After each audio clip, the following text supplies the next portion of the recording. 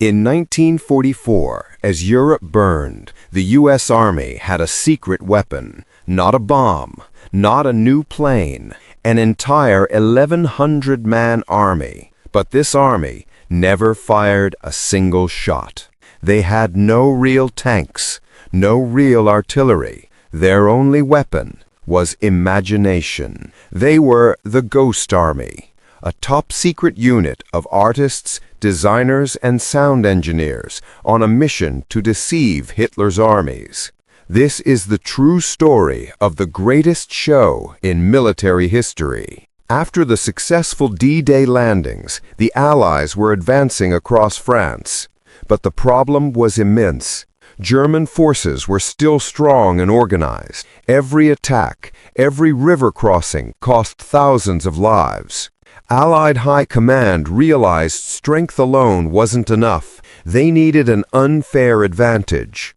They needed to make the enemy guess, to make 10,000 soldiers look like 100,000. They needed to deceive the enemy about where and when the next attack would come. And from this, the idea was born. The 23rd Headquarters Special Troops. But where do you get soldiers who can pretend to be an army? They didn't go to military academies. They went to art schools, New York ad agencies, and design studios. The 23rd was secretly recruited from artists like Ellsworth Kelly, fashion designers like Bill Blass, sound designers and actors. These were creatives, not combatants. They were given a uniform and an impossible mission: go to Europe and put on a theatrical show on the battlefield. The Ghost Army had a three-part arsenal. First, sonic deception, the 3,132nd Signal Company. They had half-tracks mounted with 500-pound speakers audible from 15 miles away. These weren't just any sounds. They were high-fidelity recordings captured at Fort Knox of bridge construction, tank columns, and soldier chatter. At night, they would drive these trucks near enemy lines and blast this symphony of war, convincing the Germans an entire armored division was preparing to attack. Second, visual deception. The 603rd Camouflage Engineers. This is where the rubber tanks came in. Working with companies like Goodyear, they designed inflatable Sherman tanks, artillery guns, and even airplanes. They weighed only 93 pounds, and 4 men could carry one. From the ground, they looked fake, but from a German reconnaissance plane at 30,000 feet, they looked perfectly real. They would inflate hundreds of them at night, creating an entire phantom airfield or tank depot by dawn.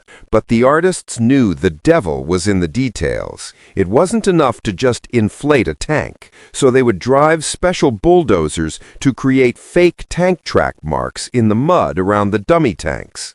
They built fake field kitchens and lit fires in them at night. They strung up fake laundry lines between tents.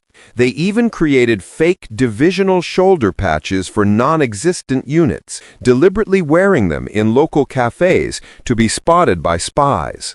The third and final part of the deception was information, spoof radio. Every radio operator in the Army had a unique fist or signature, their specific way of keying Morse code. Ghost Army experts analyzed the fists of radio operators from the real divisions they were impersonating. Then they would broadcast fake radio traffic, perfectly mimicking those fists, sending dummy orders, weather reports, and even casual chatter, convincing German signal analysts that, for example, the 2nd Infantry Division was right here. Their masterpiece was Operation Viersen in March 1945. The real Ninth Army was preparing to cross the Rhine River, the last major barrier.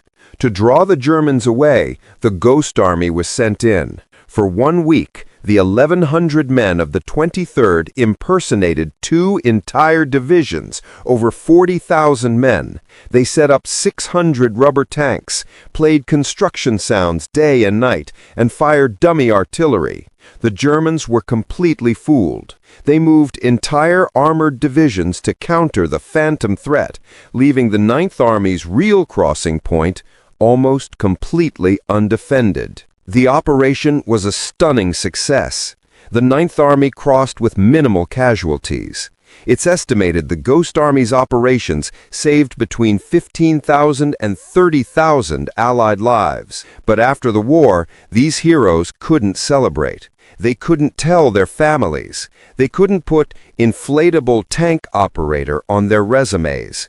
Their mission was classified top secret. For 51 years, the Ghost Army remained a secret. The story wasn't declassified until 1996.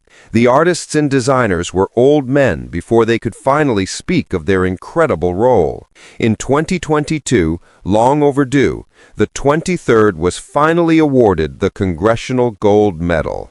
They proved that sometimes the most powerful weapon in war isn't steel or gunpowder, but human creativity.